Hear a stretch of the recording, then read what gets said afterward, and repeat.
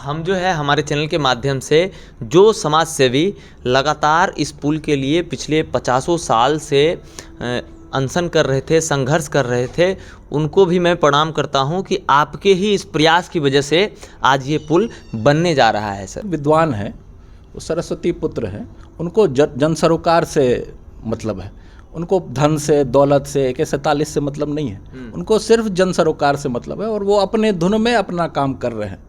केंद्र सरकार के योजना का एक भी पैसा अगर बेगूसराय में लगा उसका श्रेय केंद्रीय मंत्री गिरिराज सिंह को जाएगा ही, क्योंकि वो खुद केंद्र सरकार है। अब कुछ छोटे नेता लोग, छोटे कार्यकर्ता लोग किसी बात पे अगर उछल रहे हैं तो उसको हमें दरकिनार करके चलना चाहिए। ये राहु केतु है कौन? जो लोग उत्तेजित होकर बयान दे रहे हैं वही होंगे ना राहु केतु।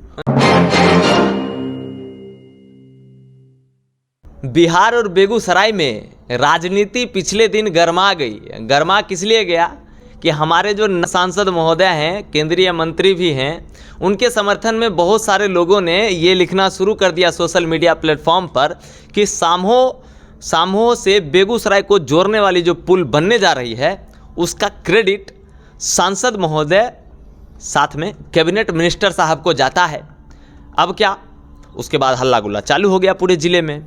तमाम तरह के विपक्षी जो नेता हैं, अब नरेंद्र जी बोगो सिंह भी सामने आकर ये बोल रहे हैं कि राकेश सिन्हा वहाँ मंच पर थे, लोकसभा चुनाव का समय था, नॉमिनेशन के बाद एक आधिकारिक सभा हो रही थी, उसमें तमाम बातें सबके सामने हुई है और उसके बाद जब लोग गिरिराज सिंह को इस चीज़ का क्रेडिट दे रहे हैं तो ये बातें गलत है, राकेश सिन्हा को ये तमाम क्रेडिट जाना चाहिए। ठीक, अब राजनीति तो भैया राजनीति है, लोग तो अपना पीठ थपथपाएंगे, मगर जनता मूल्यांकन करती है। हमारे साथ भी बेगूसराय के युवा मेयर उम्मीदवार मनीष कुमार जी साथ में हैं, स्वर्गीय भोला बाबू के पौत्र। बहुत बहुत स्वागत है आपका। आपका भी स्वागत है अविनाश। हम एक चीज़ इसके बारे में समझना चाहेंगे, ये क्या माजरा क्या हो गया कि मतलब अभी बना नहीं, DPR ही सिर्फ बन के रेडी हुआ और सब लोग आगे पीठ थपथपाने। देखिए, सबसे पहली बात तो मैं साफ करना चाहता हूँ कि केंद्र सरकार के योजना का एक भी पैसा अगर बेगूसराय में लगा उसका श्रेय केंद्रीय मंत्री गिरिराज सिंह को जाएगा ही, क्योंकि वो खुद केंद्र सरकार है, वो सरकार के भाग है, सरकार के भाग है। सरकार, केंद्र सरकार का एक नया पैसा भी अगर बेगूसराय में लगता है तो वो श्रेय हमारे सांसद और हमारे केंद्रीय मंत्री गिरिराज दा को जाएगा। अब हम विषय पे आते हैं।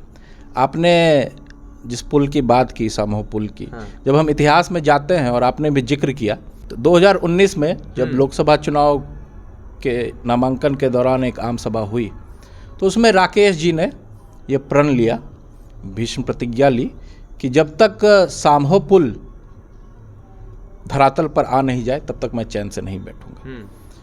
और राकेश जी धरती पुत्र हैं, बेगूसराय के बेटे हैं, सरस्वती पुत्र हैं, कि जिह्वा पे सरस्वती वास करती है, विद्वान लोग हैं और उन्होंने अपनी बात को साक्षात करके दिखाया और अभी उसका फल ये है कि DPR तैयार है। और जब DPR तैयार हुआ तो कुछ लोगों के पैर के तले से ज़मीन खिसकने लगी। अच्छा, और वो आपको दिखने लगा जो जिस तरह उत्तेजना में आके बयान कुछ लोगों ने दिया उसकी कोई ज़रूरत नहीं थी। DPR सामहो पुल का तैयार हुआ है, ये तो खुशी का मौका था, सबको जश्न मनाना चाहिए। ये एक ऐसी मांग है जो शायद आज नहीं, सालों से, 50-60 साल से है, क्योंकि सामहो के लोगों को 60 किलोमीटर 70 किलोमीटर घूम के बेगूसराय मुख्यालय आना पड़ता है। तो ये उनकी एक पुरानी मांग थी और उसको राकेश जी ने धरातल पे लाया तो कुछ लोगों के नीचे से ज़मीन खिसकने लगी।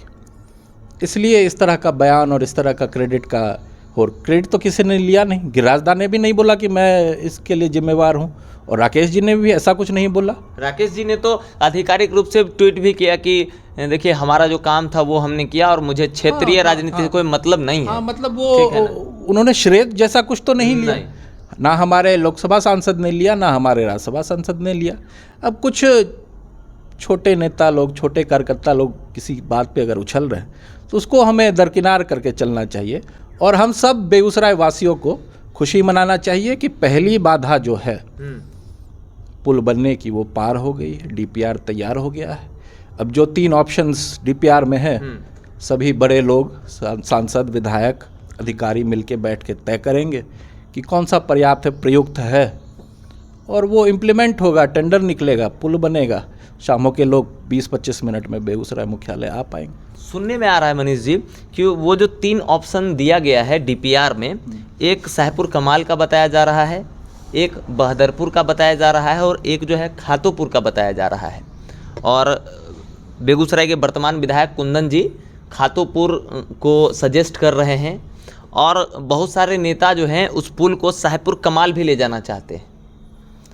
मतलब इसमें खींचातानी है कि पुल कहाँ उतरेगा, इसको लेकर खींचातानी है। देखिए, मुझे नहीं लगता है कोई खींचातानी है, ना राकेश जी ने इस बाबत कुछ बताया। और कंपनी जो डीपीआर बनाई है उसके हिसाब से बहदरपुर जो है सर वो उपयुक्त जगह है, क्योंकि अगर वहाँ पुल उतरता है तो उस पुल से जो रश आएगा, जो लोग आएंगे उस साइड से, क्योंकि 100 किलोमीटर का वो दायरा ख़त्म हो जाएगा, वो 20 किलोमीटर 25 किलोमीटर में सिमट जाएगा, तो उतने सारे जो लोग आएंगे तो उसका अचानक से मार्केट पे प्रभाव नहीं पड़े, एक ट्रैफिक का प्रॉब्लम ना हो, जिसकी वजह से कंपनी कह रही है कि उसको बहदरपुर जो है उसका बेस्ट प्लेस होना चाहिए। देखिए, ये बहुत टेक्निकल बातें हैं। हाँ। और ये एक्सपर्ट्स को ही ये पता होगा कि कौन सा रूट, क्योंकि उन्होंने 3 ऑप्शंस दिए हैं, तो उसमें से कोई एक जो बेस्ट रूट होगा वो अधिकारी और नेता लोग, जनप्रतिनिधि लोग मिलकर चयन करेंगे। और इस पे इतना बवाल मचाने की कोई ज़रूरत नहीं थी, इतना उत्तेजित होने की कोई ज़रूरत नहीं थी। एक नॉर्मल प्रोसेस है जो होता है जब भी डीपीआर बनता है, फिजिबिलिटी स्टडी होती है, तो उसमें ऑप्शंस दिए जाते हैं कि भाई आपके पास ये ऑप्शंस है, आप कौन सा प्रेफर करेंगे। ये अधिकारियों से, नेताओं से पूछा जाता है, तो वही प्रक्रिया हो रही है। इसमें इतने उत्तेजित करने वाली क्या बात थी? बात तो यही थी ना कि राकेश जी के माध्यम से, उनके एफर्ट से, उनके प्रयास से एक बड़ा प्रोजेक्ट जो बहुत पहले से मांग किया जा रहा है वो अप्रूव हुआ है। तो अब कुछ लोगों को लगा, और कुछ लोग पहले से भी प्रयास कर रहे हैं इसमें बाधा डालने की। हाँ। मुझे याद है बीच में 2021 में टेंडर का, डीपीआर का टेंडर भी कैंसिल हुआ था।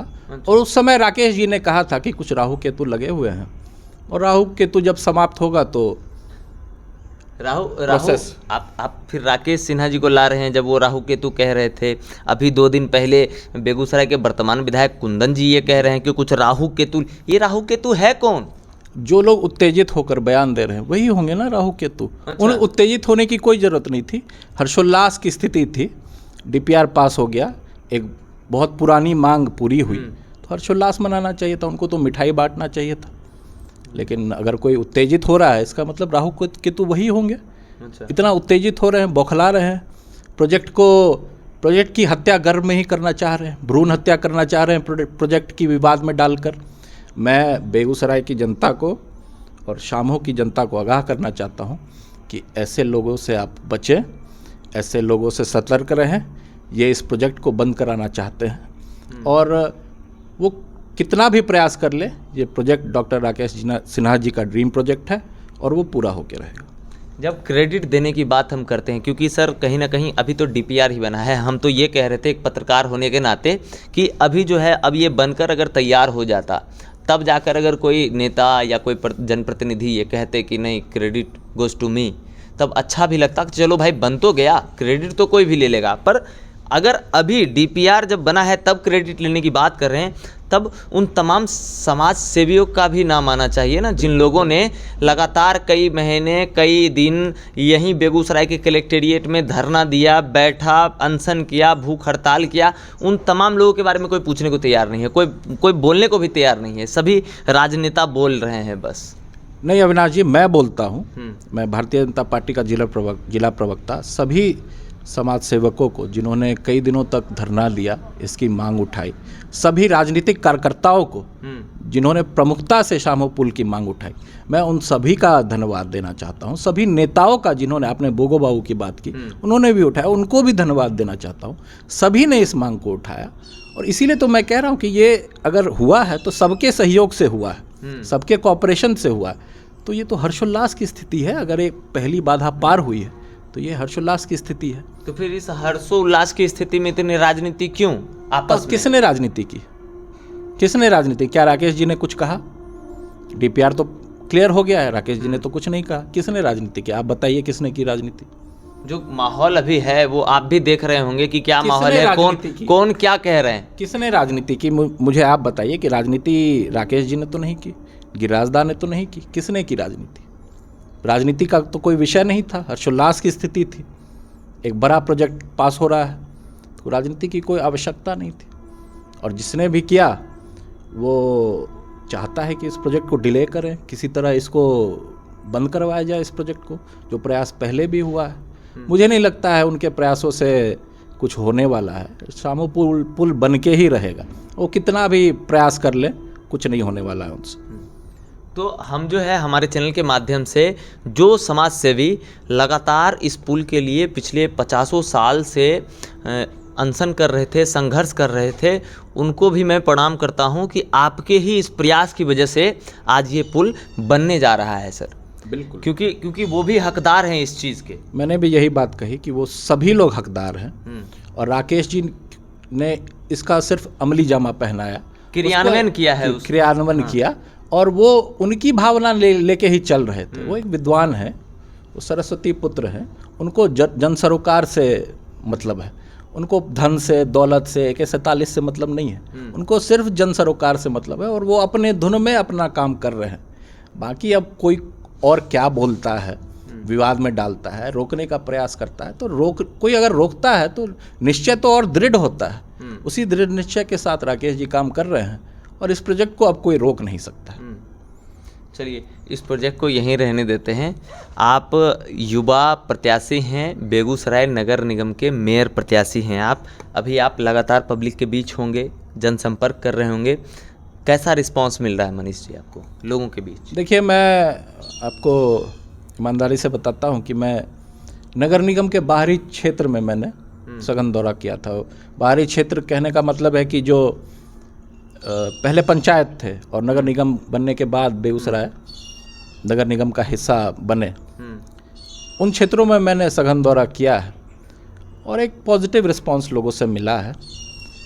और लोग जो दादा की जो कार्यशैली थी, जो उनका एक अंदाज था कि वो किसी के साथ भेदभाव नहीं करते थे, चाहे वो जात के आधार पे हो, चाहे वो धर्म के आधार पे हो, चाहे वो पार्टी के आधार पे हो, वो कभी भेदभाव नहीं करते थे और सबका काम निश्चल भाव से करते थे।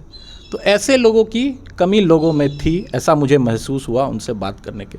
और वो कोई ऐसा लीडर चाहते हैं, कोई ऐसा पॉलिटिकल कार्यकर्ता चाहते हैं जो उनकी बात सुने, जो हमेशा उनके लिए अवेलेबल रहे, जो उनके लिए लड़े, और जिसका 24 घंटा पॉलिटिक्स ही काम हो, वो कोई व्यवसाय में, कोई ठेकेदारी में इन्वॉल्व ना हो। वैसे लोगों की उनकी ज़रूरत है। वो ऐसा लोग चाहते हैं जो पैसे के लिए महत्वाकांक्षी ना हो, जो घोटाले नहीं करे, जो भ्रष्टाचार नहीं करे। और ये मैं बहुत युवाओं से मिला हूँ, और युवाओं का यही इच्छा है कि उनके जैसा कोई जो उनकी भाषा में उनसे बात कर सके, उनके दिक्कतों को समझ सके। शहर में जब वो जाते हैं तो किस तरह से शहर की स्थिति है, उसमें कैसे सुधार आए, उनका मन क्या है, शहर को कैसा बनाया जाए, वो समझ सके। वो ऐसा लोग चाहते हैं। तो मैंने एक जनरल भावना देखी है कि पहली बात तो लोगों में व्यवस्था परिवर्तन की बहुत बयार बह रही है। लोग इस व्यवस्था से नाखुश हैं और वो पुरानी व्यवस्था को उखाड़ के फेंकना चाहते हैं, ये मैंने देखा है। और बाकी आगे तो चुनाव ही बताएगा कि लोगों के मन में क्या है। चलिए, बहुत बहुत धन्यवाद दोनों पक्षों पर एकदम बेबाकी से बोलने के लिए। धन्यवाद अविनाश। तो आप सुन रहे थे अभी मनीष जी को। ये बेगूसराय नगर निगम के युवा भावी मेयर उम्मीदवार हैं और लगातार जनता के बीच बने हुए हैं, युवाओं के बीच बने हुए हैं, और अच्छा रिस्पांस मिल रहा है। और जो प्रतिक्रिया इन्होंने सामू पुल को लेकर दी वो एक सकारात्मक प्रतिक्रिया है। और अगर हमारी बातें आपको अच्छी लगी तो हमारे चैनल को थोड़ा फॉलो कर दीजिए, शेयर कर दीजिए, सब्सक्राइब भी कर दीजिए। लगातार बने रहिए द न्यूज़ हॉल्ट के साथ। मैं हूं अविनाश भट्ट, फिर हाजिर हूँ आपकी सेवा में। नमस्कार।